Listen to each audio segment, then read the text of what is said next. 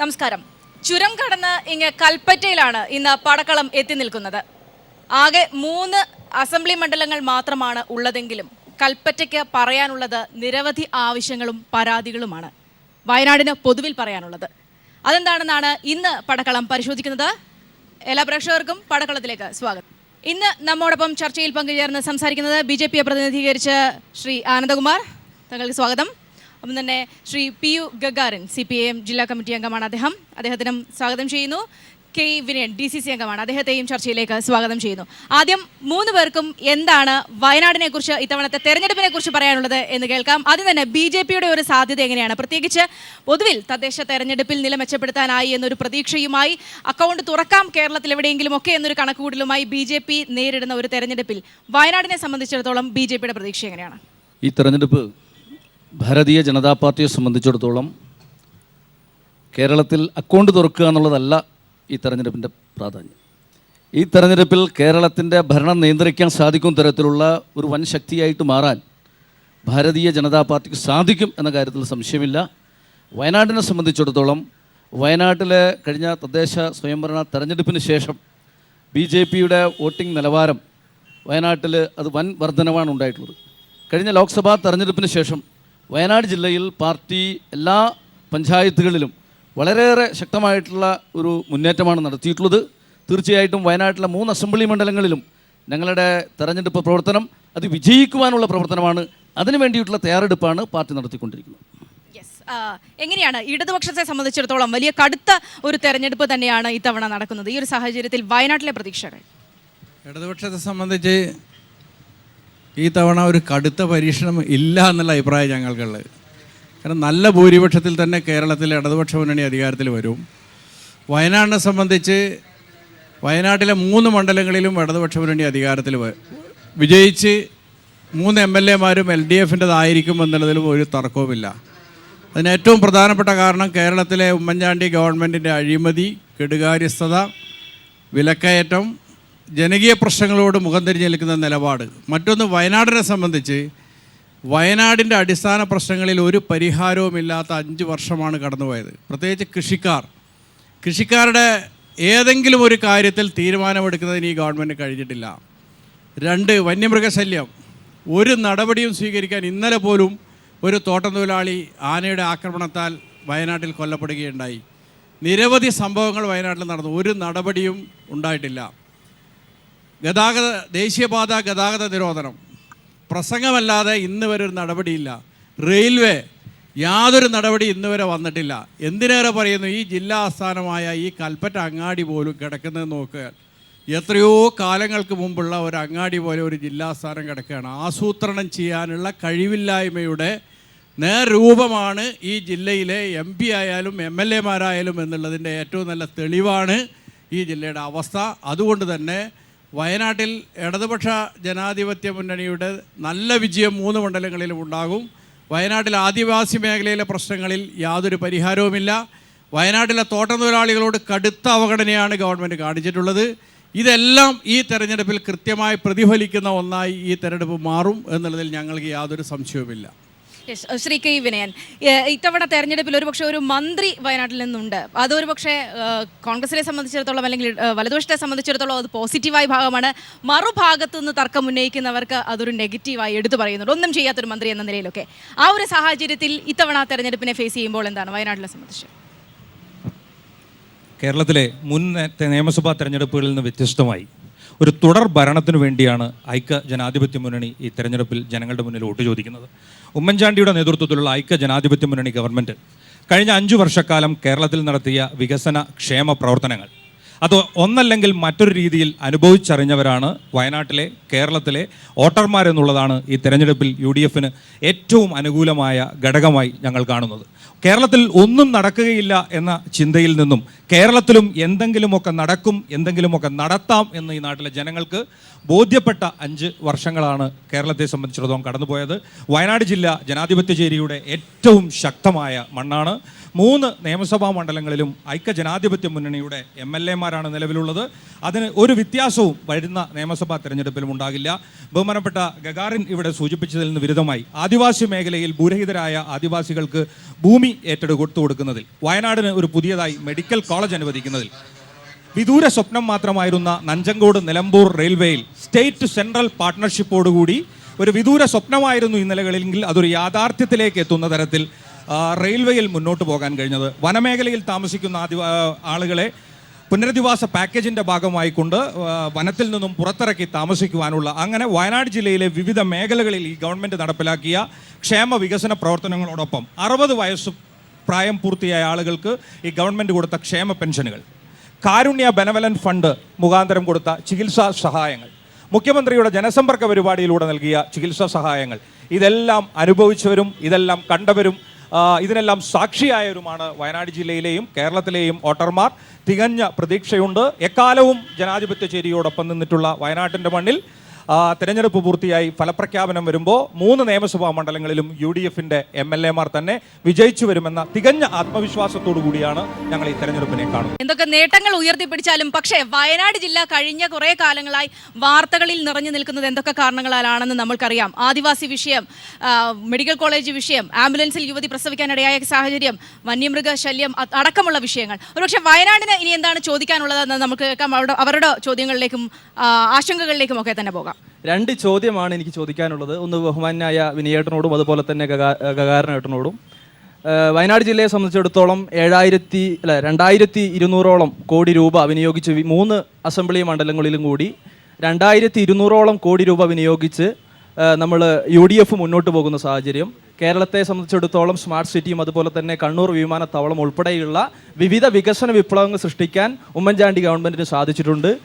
കൽപ്പറ്റ അസംബ്ലിയിൽ മറ്റുള്ള 139 അസംബ്ലി അപേക്ഷിച്ച് സമഗ്ര കുടിവെള്ള പദ്ധതിയുമായി കാരാപ്പുഴ കുടിവെള്ള പദ്ധതിയുമായി മുന്നോട്ട് പോകുന്നു. അതോടൊപ്പം തന്നെ വയനാട് ജില്ല ഏറ്റവും കൂടുതൽ ആഗ്രഹിച്ചിരുന്ന മെഡിക്കൽ കോളേജ് വിഷയവുമായി ഞങ്ങൾ ഇവിടെ മുന്നോട്ട് പോകുന്നുണ്ട്. തീർച്ചയായും എത്തരത്തിലുള്ള വിജയപ്രതീക്ഷയാണ് പിന്നെ UDF-നുള്ളത് എന്ന ഒരു ചോദ്യം വിനയേട്ടനോട്. അതോടൊപ്പം തന്നെ സ്വാഭാവികമായിട്ടും കഴിഞ്ഞ കാലങ്ങളിലൊക്കെ വിവിധ സമര രൂപങ്ങൾക്ക് നേതൃത്വം കൊടുത്തു എന്ന് ഇവിടെയുള്ള ഇടതുപക്ഷത്തിൻ്റെ ശശീന്ദ്രൻ ചൂണ്ടിക്കാണിച്ചുകൊണ്ട്, അല്ലെങ്കിൽ അവരുടെ സ്ഥാനാർത്ഥിയെ ചൂണ്ടിക്കാണിച്ചുകൊണ്ട് ഫ്ലെക്സ് ബോർഡുകൾ ഇന്ന് വയനാട് ജില്ലയിലെ കൽപ്പറ്റയിൽ എല്ലാ മേഖലയിലുമുണ്ട്. ഏത് സമരങ്ങൾക്കാണ് ശശീന്ദ്രൻ നേതൃത്വം കൊടുത്തത്? ശ്രീ കെ വിനയൻ നേരത്തെ ആ ചോദ്യത്തിന് മറുപടി പറഞ്ഞിരുന്നു. വിജയ സാധ്യതയെ സംബന്ധിച്ച് അതേക്കുറിച്ച് എന്തെങ്കിലും ആഡ് ചെയ്യാനുണ്ടോ? വയനാട് ജില്ലയിൽ മാനന്തവാടി ജില്ലാ ആശുപത്രി മാത്രമായിരുന്നു ചികിത്സയ്ക്ക് ഒരു സൗകര്യമായി ഉണ്ടായിരുന്നത്. വയനാട്ടിലെ ഒരു സംഘടനകളും വയനാട് ജില്ലയിൽ ഒരു മെഡിക്കൽ കോളേജ് എന്നൊരു ആവശ്യം മുന്നോട്ട് വെച്ചിട്ടുണ്ടായിരുന്നില്ല. സമീപ ജില്ലകളിലെ എല്ലാവരും ഒരു മെഡിക്കൽ കോളേജായി ആശ്രയിച്ചുകൊണ്ടിരുന്നത് കോഴിക്കോട് മെഡിക്കൽ കോളേജിനെയാണ്. അവിടെയാണ് UDF വയനാട് ജില്ലയ്ക്കുള്ള ഒരു സമ്മാനമായി ഒരു മെഡിക്കൽ കോളേജ് അനുവദിച്ചത്. ആ മെഡിക്കൽ കോളേജിൻ്റെ റോഡിൻ്റെ ടെൻഡർ നടപടികൾ, ഭൂമി ഏറ്റെടുത്ത് അതിൻ്റെ നടപടിക്രമങ്ങൾ പൂർത്തിയായി. അതിൻ്റെ റോഡിന് 3 കോടി രൂപ ചെലവിൽ അതിൻ്റെ ടെൻഡർ നടപടികൾ പൂർത്തിയായി. 41 കോടി രൂപ നബാർഡ് അതിൻ്റെ കെട്ടിടത്തിൻ്റെ തുടർ പ്രവർത്തനങ്ങൾക്കുള്ള AS ലഭ്യമായി കഴിഞ്ഞു. ബജറ്റിൽ 25 കോടി രൂപ വകയിരുത്തിയിരിക്കുന്നു. വയനാടിൻ്റെ അതുര ശുശ്രൂഷ മേഖലയിൽ ഒരു നാഴിക കല്ലാകുന്ന ഒരു പ്രൊജക്റ്റാണ് മെഡിക്കൽ കോളേജ്. അത് തികഞ്ഞ അഭിമാനത്തോടു കൂടിയാണ് മെഡിക്കൽ കോളേജ് ഈ നാട്ടിലെ ജനങ്ങൾക്ക് മുന്നിൽ ഉയർത്തി കാണിക്കുന്നത്. മെഡിക്കൽ കോളേജ് വിഷയത്തെക്കുറിച്ച് സംസാരിച്ചിട്ട് നമുക്ക് ശശീന്ദ്രൻ്റെ വിഷയത്തിലേക്ക് പോകാം. മെഡിക്കൽ കോളേജ് UDF എക്കാലത്തും ഇതുപോലെ തെരഞ്ഞെടുപ്പ് ലക്ഷ്യമിട്ടുകൊണ്ടുള്ള പ്രവർത്തനങ്ങൾ നടത്താറുണ്ട്. ഇപ്പോൾ പഞ്ചായത്ത് തിരഞ്ഞെടുപ്പ് വന്ന കാലത്ത് മെഡിക്കൽ കോളേജിന് തറക്കല്ലിട്ടു. പഞ്ചായത്ത് തിരഞ്ഞെടുപ്പ് കഴിഞ്ഞിട്ട് മാസങ്ങൾ എത്ര കഴിഞ്ഞു? ഇപ്പോഴും കടലാസിൻ്റെ പണി തീർന്നില്ല. ഉദ്യോഗസ്ഥന്മാരെ കുഴപ്പമാണെന്ന് പറഞ്ഞ് നടക്കുകയാണ് UDF ഗവൺമെൻറ് മെഡിക്കൽ കോളേജ്. അപ്പോൾ അതിൽ ആത്മാർത്ഥതയില്ല. വയനാട്ടിലെ ജനങ്ങളുടെ ആരോഗ്യ പ്രശ്നങ്ങൾക്ക് ശാശ്വത പരിഹാരം കാണണമെന്ന ആത്മാർത്ഥത ഉണ്ടായിരുന്നെങ്കിൽ, ഇപ്പോൾ കൽപ്പറ്റ നിയോജക മണ്ഡലത്തിലെ ശ്രീ ശ്രേയംസ് കുമാർ പ്രദാനം ചെയ്യുന്ന കൽപ്പറ്റ നിയോജക മണ്ഡലത്തിലെ ഏറ്റവും പ്രധാനപ്പെട്ട ആശുപത്രിയാണ് വൈത്തിരി താലൂക്ക് ആശുപത്രി. അവിടെ ഗൈനക്കോളജിസ്റ്റ് ഇല്ലാഞ്ഞിട്ട് അവിടുത്തെ പ്രസവ വാർഡ് പൂട്ടിയിട്ട് ഏതാണ്ട് 9 മാസമായി. ഇന്നുവരാരും തിരിഞ്ഞു നോക്കിയിട്ടില്ല, ഒറ്റ കുട്ടി തിരിഞ്ഞു നോക്കിയിട്ടില്ല. അപ്പോൾ വയനാട്ടിലെ ആദിവാസി ആളുകൾ ഉൾക്കൊള്ളുന്ന പാവപ്പെട്ട ആളുകളുടെ ആരോഗ്യ സംരക്ഷണത്തിന് ഈ ഗവൺമെൻറ് താല്പര്യമില്ല എന്നുള്ളതിൻ്റെ ഏറ്റവും നല്ല തെളിവാത്. ജില്ലാ ആശുപത്രിയിൽ ഗൈനക്കോളജിസ്റ്റ് ഇല്ലാഞ്ഞിട്ടാണ് 3 തവണ പ്രസവം നടന്നത് ആംബുലൻസിലാണ് ആദിവാസികളുടേത്.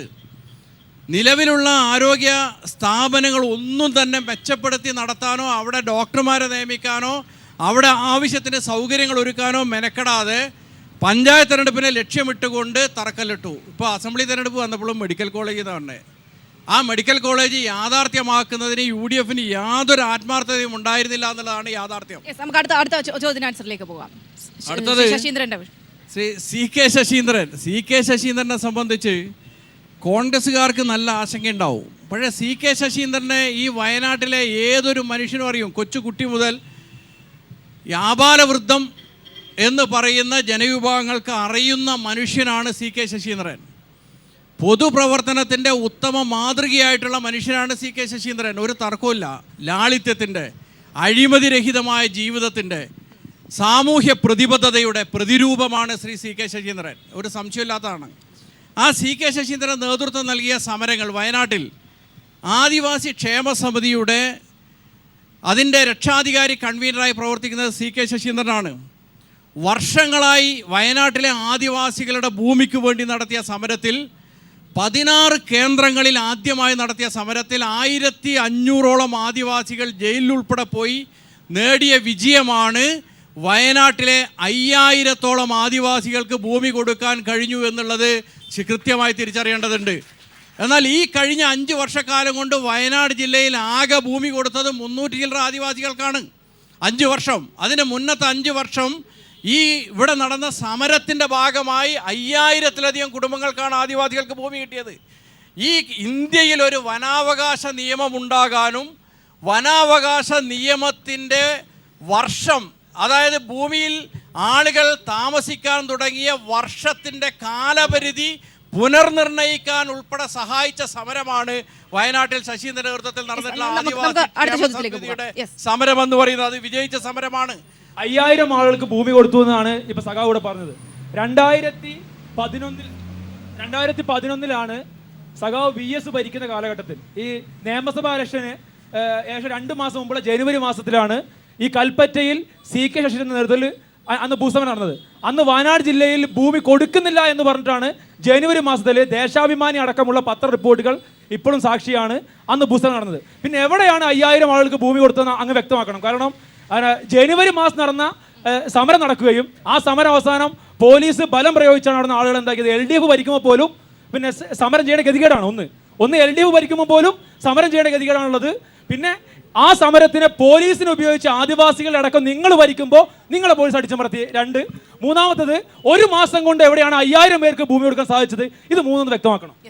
അതെ, അത് നിങ്ങൾ കണ്ട സമരം കൽപ്പറ്റ മുനിസിപ്പാലിറ്റിക്കകത്ത് ശ്രീ ജോർജ് പോത്തന്റെ ഭൂമിയിൽ നടന്ന സമരം മാത്രമേ നിങ്ങൾ കണ്ടിട്ടുള്ളൂ. അതിനു മുമ്പ് 16 കേന്ദ്രത്തിൽ ശ്രേയംസ് കുമാർ MLA ഭൂമിയിലും പോത്തന്റെ ഭൂമിയിലും അല്ലല്ല നിങ്ങൾ വന്ന് ഉൾപ്പെടെയുള്ള കോളനികൾ ഭൂമി കൊടുത്തിട്ടുണ്ട്, ഭൂമി കൊടുത്തിട്ടുണ്ട്, ഇടിയംവയലിൽ ഭൂമി കൊടുത്തിട്ടുണ്ട്, മീനങ്ങാടിയിൽ ഭൂമി കൊടുത്തിട്ടുണ്ട്, CCയിൽ ഭൂമി കൊടുത്തിട്ടുണ്ട്, മേപ്പാടിയിൽ ഭൂമി കൊടുത്തിട്ടുണ്ട്, മാനന്തവാടിയിലെയും തിരുനെല്ലിയിലെയും ആദിവാസികളെ ആ സമരത്ത് പങ്കെടുത്തിരുന്നു. അല്ല, പങ്കെടുത്തിട്ടുണ്ട്. ഇപ്പോഴും സമരമുണ്ട്, സമരം തുടരുന്നുണ്ട്. 5000 പേർക്ക് 1 മാസം സമരം ചെയ്തിട്ട് 5000 പേർക്ക് കൊടുത്തിട്ടുണ്ട്. 1 മാസമല്ല, ആദിവാസി 1 മാസം സമരം അവസാനിപ്പിക്കുമ്പോൾ ദേശാഭിമാനിയിൽ വന്ന ലേഖനമാണ് ഇത് കൊടുക്കുന്നുള്ളത്. അല്ല, അത് 5000 മാർക്ക് കൊടുത്തത് നിങ്ങൾക്ക് എന്താ അറിയോ? നിങ്ങൾ എന്റെ കൂടെ കുറ്റ്യാംവയലിലേക്ക് വാ, ഇടിയംവയലിലേക്ക് വാ, മേപ്പാടിയിലേക്ക് വാ, നിങ്ങൾ CCയിലേക്ക് വാ, നിങ്ങൾ അങ്ങ് പുൽപ്പള്ളിയിലേക്ക് വാ. എവിടെയാണ് ആദിവാസികൾക്ക് ഭൂമി കൊടുത്തതെന്ന് കൃത്യമായി കാണിച്ചു തരാം. നിങ്ങൾ കൽപ്പറ്റ അങ്ങാടിയിൽ നിന്നുകൊണ്ട് ഒരു സമരത്തെ നോക്കി ആദിവാസി സമരത്തെ കളിയാക്കാൻ മെനക്കെടരുത്. ഞങ്ങളെ കൂടെ വാ, ഞങ്ങൾ കാണിച്ചു തരാം. ഞങ്ങൾ കാണിച്ചു തരാം. ഞങ്ങൾ നടത്തിയ സമരത്തിന്റെ ഭാഗമായി ഭൂമി കിട്ടിയ ആദിവാസികളെ ഞങ്ങൾ കാണിച്ചു തരാം. ഒരു ഭൂസമര നായകൻ ഇല്ലല്ല, ഭൂസമരമൊക്കെ ഇവിടെ പരാജയം തന്നെയാണ്. വയനാട്ടിലെ ആദിവാസി സഹോദരന്മാർ ഇന്നും ഭൂമിയില്ലാതെ ജീവിക്കുന്നവരാണ് ഭൂരിപക്ഷ ആളുകളും. അവർക്ക് ഭൂമി കൊടുക്കാൻ സാധിച്ചിട്ടില്ല. കടലാസുകളിൽ മാത്രമാണ് സമരം. കൊടുത്തിട്ടില്ല.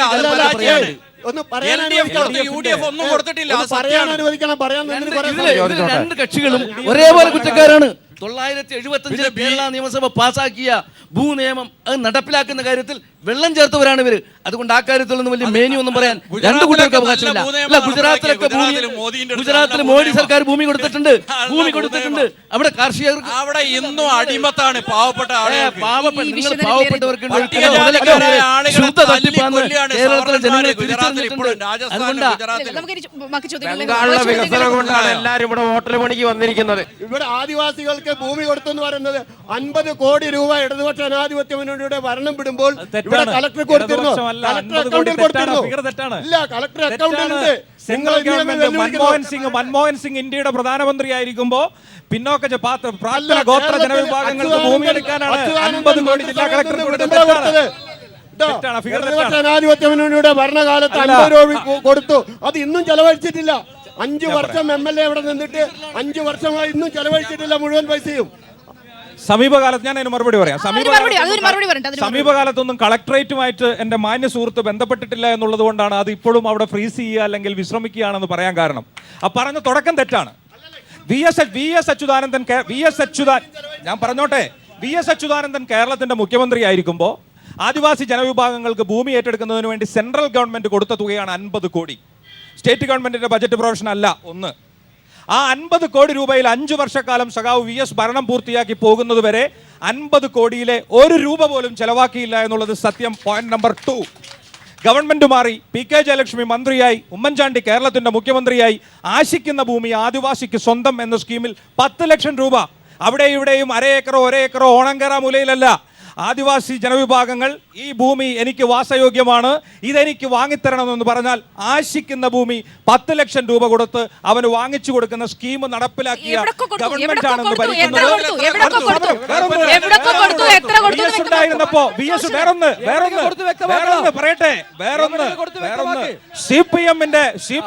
CPM-ന്റെ ആഭ്യന്തര രാഷ്ട്രീയത്തിൽ ഒരു കാര്യം കൂടെ പറഞ്ഞ് അവസാനിപ്പിക്കുക. CPM-ന്റെ ആഭ്യന്തര രാഷ്ട്രീയത്തിൽ VS-മായി വളരെ ചേർന്ന് നിൽക്കുന്ന ഞാൻ പറയാം VS-മായി വളരെ ചേർന്ന് നിൽക്കുന്ന ആളാണ് CK ശശീന്ദ്രൻ എന്നാണ് പുറത്തുള്ള അറിവ്. VS കേരളത്തിന്റെ മുഖ്യമന്ത്രി ആയിരിക്കുമ്പോ ആദിവാസികളെ കൂട്ടി തോട്ടങ്ങളിൽ പോയി ടെന്റ് കെട്ടി സമരം നടത്തേണ്ട ഗതികേടുണ്ടായി. സ്വന്തം ബ്യൂറോ മെമ്പർ ഇരിക്കുമ്പോ ഇപ്പൊ അത്തരത്തിലെ സമരത്തിന്റെ ആവശ്യമില്ലാത്ത തരത്തിലേക്ക് ഭൂമി ഏറ്റെടുക്കൽ പ്രക്രിയ പുരോഗമിക്കുകയാണ്. കളക്ടർ ചെയർമാൻ ആയിക്കൊണ്ട് ആശിക്കുന്ന ഭൂമി ആദിവാസിക്ക് കൊടുക്കുകയാണ്. ഈ മണ്ഡലത്തിൽ ആർക്ക് ഒരു ചോദ്യം ചോദിച്ചോട്ടെ, കൽപ്പറ്റ മണ്ഡലത്തിൽ ആർക്ക് കൊടുത്തു ഒരാള് പറ. അടുത്ത ചോദ്യത്തിലേക്ക് പോകാം. കൽപ്പറ്റ മണ്ഡലത്തിൽ ആശിക്കും ഭൂമി എവിടൊക്കെ കൊടുത്തു എന്ന് വ്യക്തമാക്കണമെന്നാണ് അവരുടെ ആവശ്യം. എവിടൊക്കെ എത്ര കൊടുത്തു അതാണ് അവരുടെ ആവശ്യം. ഒരാൾക്കോ രണ്ടാൾക്കോ അല്ല, കേരളത്തിൽ നിങ്ങൾ രണ്ടുപേരും ഞാൻ പറയണോ നിങ്ങൾ പറയുന്നോ? കേരളത്തിലാകമാനം 36,000 കുടുംബങ്ങൾക്ക് ആദിവാസികൾക്ക് ഭൂമി കൊടുത്തു. ആശിക്കുന്ന ഭൂമിയിൽ 460 പേർക്ക് കൊടുത്തു. വയനാട്ടിലെ എത്ര പേർക്ക് മറുപടി പറയാൻ അനുവദിക്കുക, അല്ലെങ്കിൽ നിങ്ങൾ ശബ്ദം ഉണ്ടാക്കുക. മറുപടി ഉണ്ടോ നോക്കട്ടെ, അദ്ദേഹത്തിന് മറുപടി ഉണ്ടോ നോക്കാം. റിയൽ എസ്റ്റേറ്റുകാരായ ആളുകൾക്ക് ആശിക്കാൻ നല്ല വക കൊടുത്തു, അതാണ് നല്ല കൊടുത്തു. അല്ല, ആദിവാസിക്ക് കിട്ടിയില്ല. റിയൽ എസ്റ്റേറ്റുകാർക്ക് നല്ല ആശ. ഒരു റിയൽ എസ്റ്റേറ്റും ഇല്ല, ഒരു ആക്ഷേപവും ഇല്ല. ജില്ലാ കളക്ടറാണ് ചെയർമാനായി നിന്നുകൊണ്ട് ഭൂമി ഏറ്റെടുത്തു കൊടുത്തത്. വില്ലേജ് ഓഫീസറും താലൂക്ക് ഓഫീസറും എവിടെ വയനാട്ടിലെ കണക്ക് പറയാനാണ് അവർ ആവർത്തിച്ച് പറയുന്നത്. അരേക്കറോ 10 സെന്റോ അല്ല. വയനാട് ജില്ലയിലെ വിവിധ പ്രദേശങ്ങളിൽ 1 ഏക്കർ ഭൂമി വീതമാണ് കൊടുത്തത്. ഭൂമി വിഷയവുമായി ബന്ധപ്പെട്ട് അടുത്ത ചോദ്യത്തിലേക്ക് പോവാം. 468 പേരുണ്ടായിരിക്കുന്നതിന് ഒരാളെന്തിനാ നിങ്ങൾക്ക്? 468 കുടുംബങ്ങൾക്ക് ഭൂമി കൊടുക്കുമ്പോ നിങ്ങൾ എന്തിനാ ഒരാളെ കുറിച്ച് ചോദിക്കുന്നത്? എനിക്ക് ചോദിക്കുവാനുള്ളത് ഇടതുപക്ഷത്തിന്റെ സഖാവിനോടും UDF-ന്റെ നേതാവിനോടുമാണ്.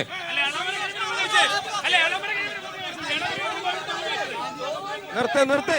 സാന്റിയാഗോ മാർട്ടിനോ മെർക്കിസ്റ്റൺ എസ്റ്റേറ്റ് ആദിവാസികളാണോ?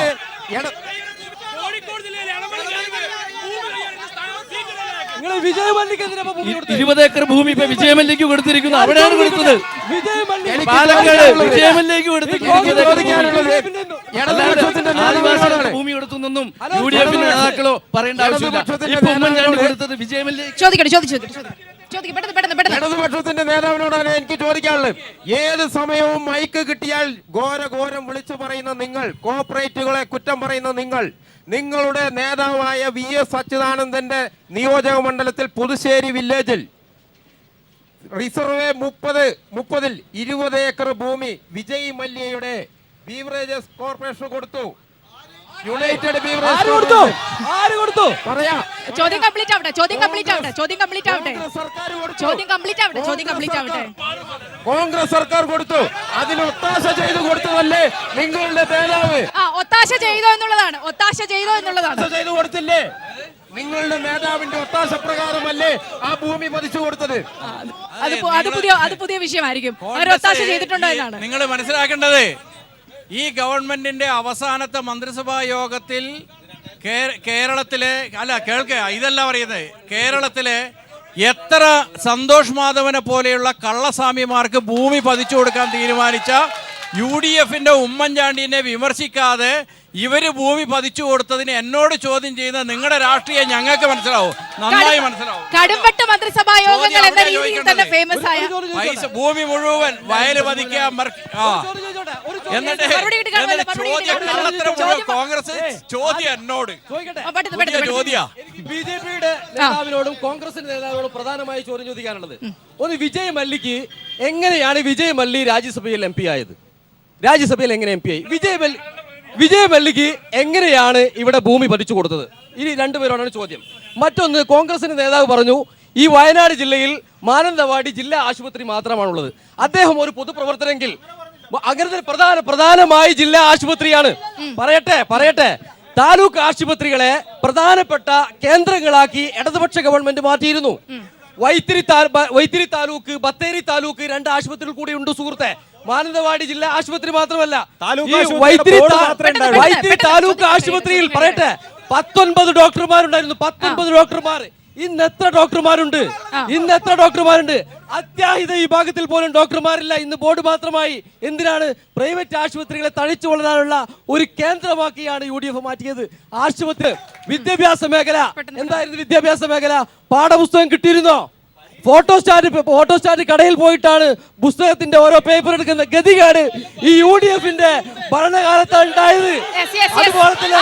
അതുപോലെ തന്നെ 10ാം ക്ലാസ്സിൽ പരീക്ഷ എഴുതാത്ത ആളുകൾ പോലും മറുപടി പറയട്ടെ.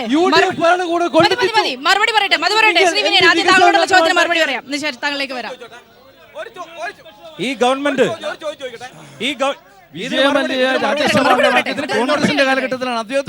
ഈ ഗവൺമെന്റ് അധികാരത്തിൽ വരുന്നതിന് മുമ്പ് ബഹുമാനപ്പെട്ട MA ബേബി കേരളത്തിന്റെ വിദ്യാഭ്യാസ വകുപ്പ് മന്ത്രിയാവുമ്പോ സ്കൂളിൽ പഠിക്കുന്ന കുട്ടികളോട് നിങ്ങൾക്ക് ഇഷ്ടപ്പെട്ട രാഷ്ട്രീയ നേതാവ് ആരെന്ന് ചോദിച്ചാ അവൻ ആദ്യം പറയുക അത് ബേബി മാമനാന്നാ. കാരണം കേരളത്തിലെ പൊതുപരീക്ഷകൾ, ഓണപരീക്ഷകൾ, ക്രിസ്തുമസ് പരീക്ഷകൾ എടുത്തു കളഞ്ഞ് പൊതുവിദ്യാഭ്യാസ സമ്പ്രദായത്തെ തകർത്ത പൊതുവിദ്യാഭ്യാസ സമ്പ്രദായം തകർത്ത LDF ഗവൺമെന്റ് 5 വർഷത്തിൽ ഒരേ ഒരു അധ്യയന വർഷം പാഠപുസ്തകം കൊടുക്കാൻ വൈകിയതിനെ വിമർശിക്കുന്നവരോട് പരീക്ഷ ഉണ്ടായില്ല ഈ നാട്ടിൽ.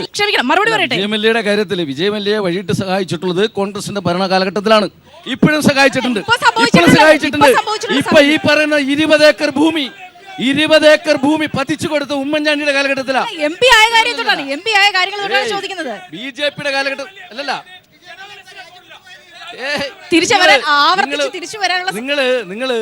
നിങ്ങൾ ചർച്ചയെ വഴിമുട്ടിക്കാൻ ശ്രമിക്കരുത്. BJPയെ സഹായിച്ചിട്ടുള്ള മല്യാണെന്ന് നാട്ടിലെല്ലാവർക്കും അറിയാം. നിങ്ങൾ സങ്കടപ്പെടണ്ട. ഭൂമിയിൽ എല്ലാവർക്കും അറിയാം. വിജയ മല്യ അതാണ് മല്യ, ഒരു സംശയമില്ലാത്ത കാര്യമാണ്. എന്തിന് നമ്മുടെ നാട്ടിലെ വിദ്യാഭ്യാസത്തെ കുറിച്ച് പറയുന്നുണ്ടല്ലോ. വയനാട് ജില്ലയിൽ LDF ഗവൺമെന്റ് കൊണ്ടുവന്ന വെറ്റിനറി യൂണിവേഴ്സിറ്റിക്ക് ഈ 5 വർഷം കൊണ്ട് ശ്രേയംസ് കുമാറിന്റെ പ്രചരണ ബോർഡിൽ 60 കോടി ചെലവഴിച്ചു എന്ന് പറയുന്നുണ്ട്. 60 കോടി വെറ്റിനറി യൂണിവേഴ്സിറ്റിക്ക്. നിങ്ങൾ അവിടെ പോയിട്ട് ഈ ശ്രേയംസ് കുമാറിന്റെ ഫ്ലെക്സ് ബോർഡിൽ കാണുന്ന 60 കോടിയിൽ ഒരു കക്കൂസിന്റെ മുറി പണിതതായിട്ട് കാണിച്ചു തരാൻ നിങ്ങൾക്ക് ആർക്കെങ്കിലും പറ്റുമോ? അവിടെ ഒരു ക്ലാസ് മുറി പോയിട്ട് ഒരു കക്കൂസിന്റെ റൂം പോലും അവിടെ കാണിച്ചു തരാൻ പറ്റില്ല. വെറ്റിനറി യൂണിവേഴ്സിറ്റിയിൽ 5 വർഷം കൊണ്ട് ചെയ്തിട്ടില്ല. ഞങ്ങൾ അവിടെയാണുള്ളത്.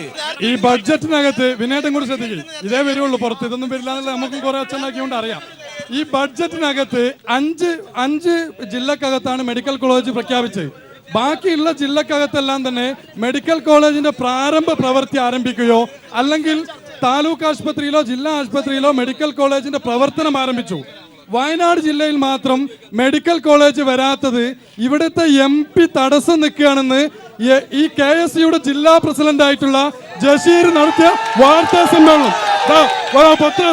വാർത്താ സമ്മേളനം നടത്തിയതിന്റെ വീഡിയോ ക്ലിപ്പ് ഇതിനകത്തുണ്ട്. ജസീർ പറയാണ് MP ആണ് ഇവിടെ തടസ്സം നിൽക്കുന്നതെന്ന്. എന്നിട്ട് നിങ്ങൾ തമ്മിൽ തർക്കിച്ചിട്ട് കാര്യമില്ല. വളരെ ഡയറക്റ്റായി ചോദ്യം ചോദിക്കുക. നമുക്ക് സമയമില്ലതാണ്.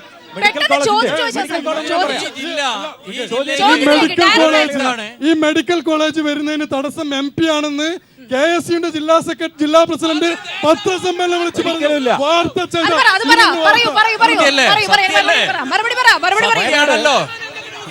വയനാട് ജില്ലയിൽ വയനാട് ജില്ലയിലെ അതല്ല സത്യല്ലേ? ഇത് സത്യല്ലേ? തറക്കല്ലിടാൻ വേണ്ടി തറക്കല്ലിടൽ ചടങ്ങിന് SKMJയിൽ തറക്കല്ലിടൽ ചടങ്ങ് നടക്കുമ്പോൾ ഒരു പറ്റം കോൺഗ്രസ്സുകാര് നിലമ്പൂർ നടക്കം ഇവിടെ വന്ന് ഇവിടുത്തെ കുറെ യൂത്ത് കോൺഗ്രസ്സുകാരെയും കൂട്ടി ആ വേദിയിൽ അലങ്കോലമുണ്ടാക്കുന്ന തരത്തിൽ മുദ്രാവാക്യങ്ങൾ വെച്ച് പ്രശ്നമുണ്ടാക്കിയ നാട്ടുകാർ മുഴുവൻ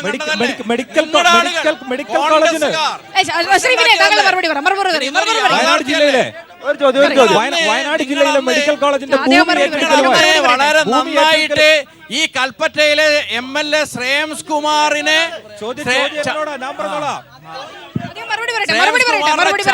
വേണ്ടി തന്നെ അന്ന് നടത്തിയല്ലേ. ഇന്ന് നിങ്ങൾക്ക് ശ്രേയംസ് കുമാർ മുത്തായി. വയനാട് മെഡിക്കൽ കോളേജ് അതിന്റെ ഭൂമി ഏറ്റെടുക്കലും വയനാട് മെഡിക്കൽ കോളേജിന് ഈ കൽപ്പറ്റ നിയോജക മണ്ഡലത്തിന്റെ MLA കൂടി അംഗമായ ചാരിറ്റബിൾ ട്രസ്റ്റ് ആണ് 50 ഏക്കർ ഭൂമി സൗജന്യമായി ഗവൺമെന്റിന് കൊടുക്കാൻ തീരുമാനിക്കുകയും അതിന്റെ നടപടിക്രമങ്ങളുമായി മുന്നോട്ട് പോവുകയും ചെയ്തത്. ഭൂമി സൗജന്യമായി നൽകാൻ പത്മപ്രഭ ട്രസ്റ്റ് തയ്യാറായി മുന്നോട്ട് വന്നപ്പോ ആ ഭൂമിയുടെ ടൈറ്റിൽ സംബന്ധിച്ചിട്ടുള്ള തർക്കം പല കോണുകളിൽ നിന്ന് ഉയർത്തിക്കൊണ്ടുവരേണ്ടായി. ആ ഭൂമി ആരാന്റെ പശുവിനെ ദാനം ചെയ്യുകയാണ് എന്ന് പറഞ്ഞുകൊണ്ട് ആ ഭൂമിയുടെ ടൈറ്റിൽ സംബന്ധിച്ച് തർക്കം നടത്തിയത് വയനാട് ജില്ലയിൽ മെഡിക്കൽ കോളേജ് വരണോ വരണ്ടയോ എന്ന് ആഗ്രഹിക്കുന്ന ഗഗാറിന്റെയും എന്റെ സ്നേഹിതന്റെയും പാർട്ടിയാണ്. എന്റെ സഹാവിന്റെയും സ്നേഹിതന്റെയും പാർട്ടിയാ. ഇപ്പൊ അവർ മെഡിക്കൽ കോളേജിന് വേണ്ടി വാചാലമാവുകയാണ്. പേടിക്കണ്ട അടുത്ത 5 വർഷക്കാലം കഴിയുമ്പോ വയനാടിന് മെഡിക്കൽ കോളേജ് കൊടുത്തുകൊണ്ട് ഞങ്ങൾ ഈ നിയോജക മണ്ഡലത്തിലെ വോട്ടർമാരോട് വോട്ട് ചോദിക്കും. ആ കാര്യത്തിൽ DYFI സുഹൃത്തുക്കളും ആശങ്ക വേണ്ട. പ്രഖ്യാപിച്ച മെഡിക്കൽ കോളേജ് ഞങ്ങൾ അതുപോലെ തന്നെ പ്രഖ്യാപിക്കാൻ ഞങ്ങൾക്കറിയാമെങ്കിൽ അതുപോലെ തന്നെ മെഡിക്കൽ കോളേജ് ഞങ്ങൾ നടപ്പിലാക്കുകയും ചെയ്യും. യാതൊരുവിധ ആശങ്കയും വേണ്ട. വയനാട്ടിൽ ആദ്യമായിട്ട് മെഡിക്കൽ കോളേജിന് തറക്കല്ലിട്ട ആള് നിങ്ങൾക്ക് ഓർമ്മ ഉണ്ടാവും, നമ്മുടെ മുൻ MP ആയിരുന്ന മുരളീധരനാണ്. ലക്കിടിയിൽ വ്യാപാരി വ്യവസായൻ്റെ മെഡിക്കൽ കോളേജിന് തറക്കല്ലിട്ടപ്പോൾ അന്ന് നസ്രുദ്ദീൻ പ്രസംഗിച്ച് ഞാൻ കേട്ടിട്ടുണ്ട്. മുരളീധരൻ തറക്കല്ലിട്ടാൽ അത് ഭയങ്കര ബർക്കത്താണ്, ഇപ്പം തന്നെ അതിങ്ങോട്ട് പൊങ്ങി വരുന്ന പറഞ്ഞത്. പക്ഷെ ആ തറക്കല്ല് ഈ കല്ലായതുകൊണ്ട് ഇതുവരെ മുളച്ചില്ല എന്ന് മാത്രമേ ഉള്ളൂ. അതിലും വലിയൊരു കല്ലാണ് ഇവിടുത്തെ കല്ല്. അതിലും വലിയൊരു അല്ല മുരളീധരനെ തറക്കല്ലിട്ട് അല്ല. ഞാൻ പറഞ്ഞു വരുന്നത് കോൺഗ്രസിന്റെ മറ്റൊരു നേതാവാണ് ഇവിടെ തറക്കല്ലിട്ടത്. ഈ കല്ലിന് മുളയ്ക്കാൻ കഴിയുമായിരുന്നെങ്കിൽ അതിപ്പോ ഒരു 5-6 ഇല വന്ന് അത് നന്നായിട്ട് വിടർന്നു നിൽക്കുന്ന കാലാവുമായിരുന്നു. നിങ്ങളുടെ എല്ലാ തെരഞ്ഞെടുപ്പിലും എല്ലാ തെരഞ്ഞെടുപ്പിലും ഇതുപോലെ ഓരോ അഭ്യാസം കാണിക്കാറുണ്ട്.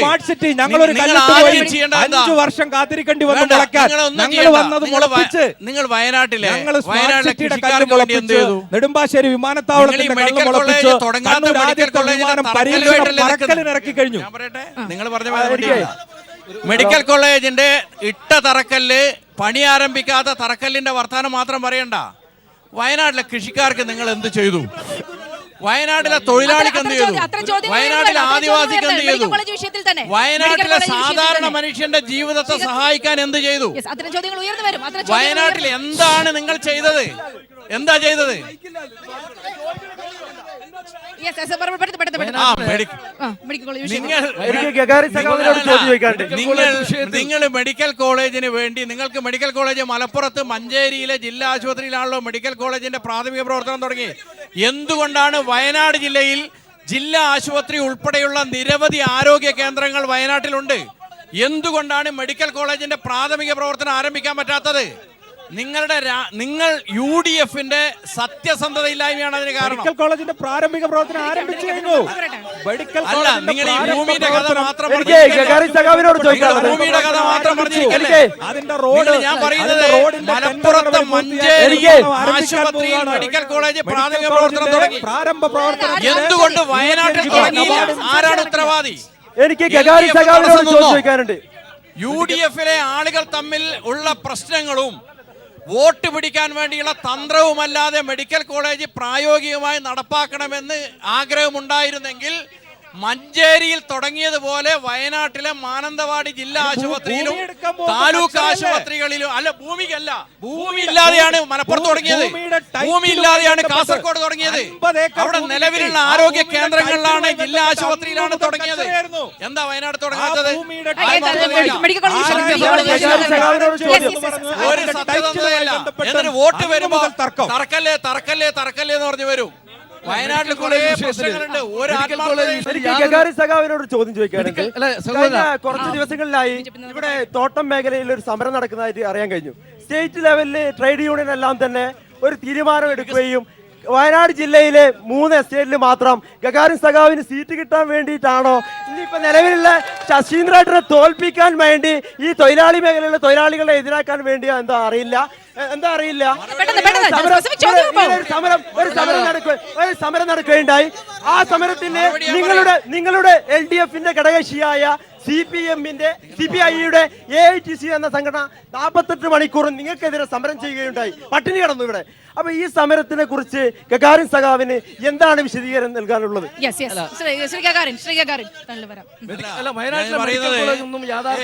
ഒരു ആത്മാർത്ഥതയും UDFന്റെ ഭാഗത്തുനിന്നില്ല. കാരണം വെറും തറക്കല്ലിൽ മാത്രമാണ് 7 മീറ്റർ റോഡല്ലാതെ വയനാട് മെഡിക്കൽ കോളേജ് യാഥാർത്ഥ്യമാക്കാനുള്ള ഒരു താല്പര്യവും വിനയന്റെ പാർട്ടിക്കുമില്ല, MLAക്കുമില്ല. ബോർഡിൽ മാത്രമാണ് മെഡിക്കൽ കോളേജ് എന്ന് വയനാട്ടിലെ ജനങ്ങൾ തിരിച്ചറിഞ്ഞിട്ടുണ്ട്. 2700 തൊഴിലാളികളാണ് വയനാട്ടിൽ HML ഉള്ളത് കേട്ടോ. 2700 തൊഴിലാളികളാണ് വയനാട്ടിൽ HML ഉള്ളത്. ഈ 2700 തൊഴിലാളികളിൽ 2100 തൊഴിലാളികളും ഞങ്ങളെ പണിമുടക്കിനോടൊപ്പം നിന്നിട്ടുണ്ട്. കേട്ടോളി. ഇനിയും കേട്ടോ, ഇനി നിങ്ങൾ കേട്ടോ. ആ സമരം എങ്ങനെ കൊണ്ടുപോയെന്ന് തെളിയിക്കാൻ ഇത് കിട്ടിയത് ഞങ്ങൾ കാണിച്ചു തരാം. ഞങ്ങളെ അല്ലെ സമരത്തിലൂടെ പറയുന്നത് കേക്ക്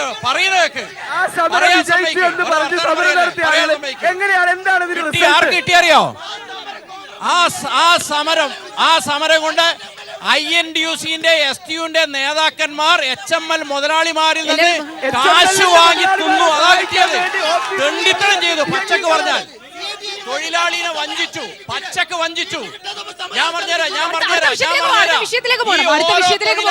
ഓരോ തൊഴിലാളിയും സഖാവ് ശശീന്ദ്രന് കൽപ്പറ്റ മണ്ഡലത്തിലെ ഓരോ തൊഴിലാളിയും നിങ്ങൾ മനസ്സിലായിക്കോ. നിങ്ങൾ പഠിക്കാൻ അറിയോ? ഈ മണ്ഡലത്തിലെ ഓരോ തൊഴിലാളിയും സഖാവ് ശശീന്ദ്രന്റെ വിജയത്തിന് വേണ്ടി ഫണ്ട് കൊടുക്കാൻ തീരുമാനിച്ചു. എണ്ണി പറഞ്ഞുതരും. ഞാൻ അതിന് വെല്ലുവിളിക്കുകയാണ്. കൽപ്പറ്റ മണ്ഡലത്തിലെ തോട്ടം തൊഴിലാളികൾ ശ്രേയംസ് കുമാറിന് സമരത്തെ തിരിഞ്ഞുനോക്കാത്ത, തൊഴിലാളിയെ തിരിഞ്ഞുനോക്കാത്ത ശ്രേയംസ് കുമാറിനെതിരെ വിധി എഴുതും. ഒരു സംശയം വേണ്ട, അത് തെളിയിച്ചു തരും. വികസനത്തെ കുറിച്ചാണ് ചർച്ച ചെയ്യേണ്ടത്, അല്ലാതെ പരസ്പരം അങ്ങോട്ടും ഇങ്ങോട്ടും പ്രശ്നങ്ങൾ ഉണ്ടാക്കി ഈ ചാനൽ ചർച്ച പരാജയപ്പെടുത്താനാണ് നോക്കേണ്ടത്. എനിക്ക് വിനേട്ടനോടാണ് ചോദിക്കാനുള്ളത്. കഴിഞ്ഞ 10 വർഷമായി ശ്രേയസ് കുമാർ ഇവിടെ MLA ഭരിക്കുന്നു. ഈ കേവലം ഒരു മുനിസിപ്പാലിറ്റിയിൽ ഒരു ഗ്രൗണ്ട് എല്ലാ ടൈമിലും മത്സരിക്കുമ്പോൾ പറയും ഞാൻ ഗ്രൗണ്ട് ഇവിടെ യുവാക്കൾക്ക് വേണ്ടി സ്റ്റേഡിയം കൊണ്ടുവരും. ഇതുവരെ ആയിട്ടും യാതൊരു സ്റ്റേഡിയവും കൊണ്ടുവരും. അതെന്താണ് നിങ്ങൾ പറയാനുള്ളത് വ്യക്തമാക്കണം.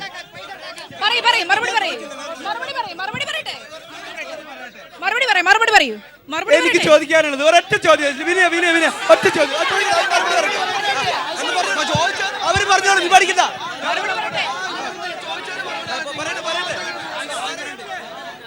മറുപടി പറ. ചോദ്യത്തിന് മറുപടി പറയണം. ചോദ്യത്തിന് മറുപടി പറഞ്ഞേ പോകാൻ പറ്റൂ. ചോദ്യത്തിന് ചോദിച്ചല്ലോ, അതിന് മറുപടി ചോദിക്കട്ടെ. ചോദിച്ച ചോദ്യത്തിന് മറുപടി വേണം. പറയുന്നുണ്ടോ?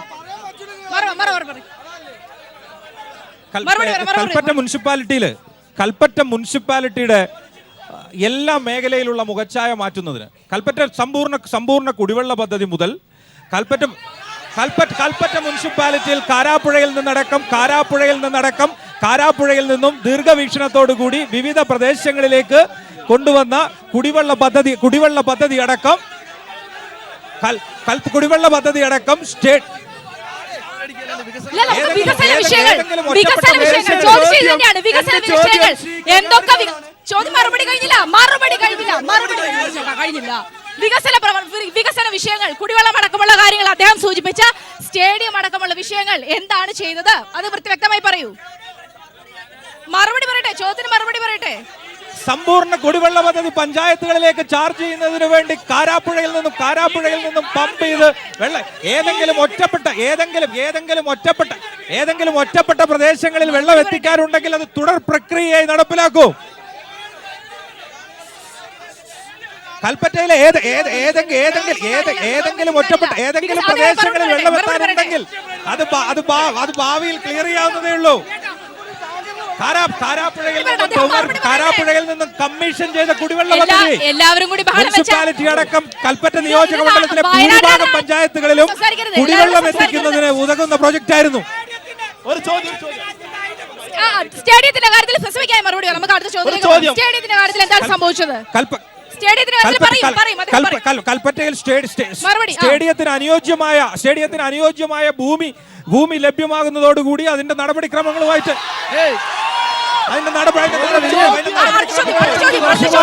ഞാൻ പറയുന്നത് എന്താ അറിയോ, അതൊക്കെ വൈത്തിരിയിൽ ഇൻഡോർ സ്റ്റേഡിയം പണിത് ഞങ്ങൾ ശശിയേട്ടൻ ജയിച്ച നല്ല സൂപ്പർ സ്റ്റേഡിയം ഉണ്ടായിരുന്നു. മരവയിൽ 35 വർഷമായി സ്റ്റേഡിയത്തിന് തറക്കല്ലിട്ടിട്ട് ആ സ്റ്റേഡിയം പൂർത്തീകരിക്കാൻ 35 വർഷമായിട്ടും മാറി ഒരു മുന്നണിക്ക് സാധിച്ചിട്ടില്ല കൽപ്പറ്റയിലെ സ്റ്റേഡിയത്തിന്. എന്റെ ചോദ്യം LDFിനോടും BJPനോടാണ്. ഡൽഹിയിൽ JNUവിൽ വിദ്യാർത്ഥികൾ സമരം ചെയ്ത് പാവപ്പെട്ട വിദ്യാർത്ഥികളെ ജയിലടക്കുകയും ആ സമരത്തോട് ഇതാണ് വിഷയം അവിടെയും ഞാൻ പറയുന്നത് ഇടതുപക്ഷം ഈ സമരത്തിൽ ഇടപെടുന്നത് ചോദിക്കുന്നത് ഈ സമരവുമായി ബന്ധപ്പെട്ടിട്ട് ദേശീയ ലെവലിൽ ഉയർത്തിപ്പിടിച്ച മുദ്രാവാക്യം LDF അതായത് CPM മുഖ്യധാരയിലായിരുന്നു ഈ സമരത്തിൽ. ആ സമരത്തിൽ ഉയർത്തിപ്പിടിച്ച മുദ്രാവാക്യം രാജ്യവിരുദ്ധമാണെന്ന് LDFിന് അഭിപ്രായമുണ്ടോ? അങ്ങനെ അഭിപ്രായമുണ്ടെങ്കിൽ BJPയുടെ അഭിപ്രായം എന്താ? സുപ്രീം കോടതി രാജ്യദ്രോഹിയാണെന്ന് വിധിച്ച ആൾക്ക് വേണ്ടിയിട്ടാണ് അവിടെ സമരം നടത്തിയത്. ആ സമരം രാജ്യദ്രോഹപരമായ സമരം തന്നെയാണ്. ഞങ്ങളുടെ അഭിപ്രായം തന്നെയാണ്. JNUവിലും ഹൈദരാബാദ് യൂണിവേഴ്സിറ്റിയിലും ഒക്കെ നടക്കുന്ന സമരം രാജ്യത്ത് ശക്തിപ്പെട്ടു വരുന്ന ഭരണകൂട പിന്തുണയോടെ നടന്നു വരുന്ന വർഗീയ ഫാസിസത്തിനും അതുപോലെ തന്നെ ജാതീയതയ്ക്കുമെതിരായിട്ടുള്ള സമരമാണ്. അതെങ്ങനെയാണ് ദേശവിരുദ്ധമാവുക?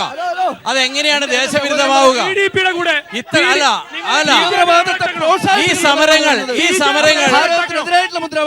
അല്ല, കൃത്യമായിട്ട് രോഹിത് വെമുല ആത്മഹത്യ ചെയ്തത് സവർണ ഫാസിസ്റ്റ് ഇടപെടലിന്റെ ഭാഗമാണ്. ഒരു മേഖലയിലും ചർച്ച ചെയ്യപ്പെടാത്ത ഒരു കാര്യമാണ് ഇവിടെ സൂചിപ്പിക്കപ്പെടുന്നത്. ഇവിടെ ഏറ്റവും പിന്നോക്കം നിൽക്കുന്ന ഒരു വിഭാഗമാണ് തോട്ടം തൊഴിലാളികൾ ഭവന പദ്ധതി ഒരാളും ചർച്ച ചെയ്യപ്പെടുന്നില്ല.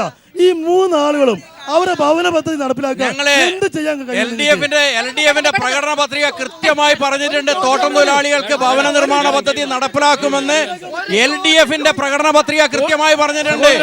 നിങ്ങൾ 5 വർഷമായിട്ട് ഒരു ചുക്കും ചെയ്തിട്ടില്ല. ഒരു ചുക്കും 5 വർഷമായിട്ട് പരിധിയിൽ കൊണ്ടുവന്ന കേന്ദ്ര ഗവൺമെന്റാണ്. അത് അട്ടിമറിച്ചവരാണ് UDF. അല്ല, നടപ്പിലാക്കിയിട്ടില്ല. കേന്ദ്ര ഗവൺമെന്റ് തൊഴിലാളികളോട് ഭയങ്കര പ്രേമമാണ് എന്നുള്ളത് കേന്ദ്ര ഗവൺമെന്റ് കൊണ്ടുവരുന്ന തൊഴിലാളി വിരുദ്ധ നിയമങ്ങൾ കൊണ്ടറിയാം. BJP കൊണ്ടുവരുന്ന എല്ലാ നിയമങ്ങളും തൊഴിലാളി വിരുദ്ധമാണ്. തൊഴിലാളിക്ക് വേണ്ടി ഒരു നിയമവും BJPയുടെ ഗവൺമെന്റ് കൊണ്ടുവരുന്നില്ല, കേന്ദ്ര ഗവൺമെന്റ് കൊണ്ടുവരുന്നില്ല. സംസ്ഥാനത്തെ ഗവൺമെന്റും അവിടെ തന്നെയാണ് നിൽക്കുന്നത്. BJPയുടെ സ്ഥാനാർത്ഥി ഈ കൽപ്പറ്റ മണ്ഡലത്തെ ജനങ്ങൾ തിരിച്ചറിയുന്ന സ്ഥാനാർത്ഥിയാണ്. കേരളത്തിലെ കൽപ്പറ്റ നിയോജകമണ്ഡല ജനങ്ങൾ തിരിച്ചറിയുന്ന സ്ഥാനാർത്ഥിയാണ്. കൽപ്പറ്റയിൽ മണ്ഡലത്തില് BJP മത്സരിക്കുന്ന വികസന കാഴ്ചപ്പാടെയാണ്, അല്ലാണ്ട് വികസനത്തെ തടസ്സപ്പെടുത്തുന്ന നിങ്ങളെ തരത്തിലുള്ള ആ തരത്തിലുള്ള പ്രവർത്തനമല്ല. ഈ നാട്ടിലെ ജനങ്ങളുടെ രണ്ട് ടേം ജനങ്ങളുടെ അംഗീകാരം വാങ്ങി കൽപ്പറ്റ നിയോജക മണ്ഡലത്തിലെ ജനങ്ങൾ ഏതായാലും ഇത്തരത്തിലുള്ള വലിയ തർക്കങ്ങളാണ് ഇപ്പോൾ നടക്കുന്നത്. വയനാടിന്റെ വിഷയങ്ങളൊന്നും പൂർണ്ണമായും ചർച്ച ചെയ്യപ്പെട്ടിട്ട് കടുത്ത തർക്കങ്ങൾക്കിടയിലും വയനാടിന്റെ ആവശ്യം കഴിഞ്ഞ നാളുകളിലെല്ലാം അനുഭവിച്ചതിന്റെ ഒക്കെ തന്നെ എന്തായിരിക്കും മെയ് 16 വയനാട് തീരുമാനിക്കുക എന്നുള്ളത് കാത്തിരുന്ന് തന്നെ കാണണം. തൽക്കാലം പടക്കം ഇവിടെ പൂർത്തിയാകുന്നു. അടുത്ത കോഴിക്കോട് ജില്ലയുമായി നാളെ കാണാം.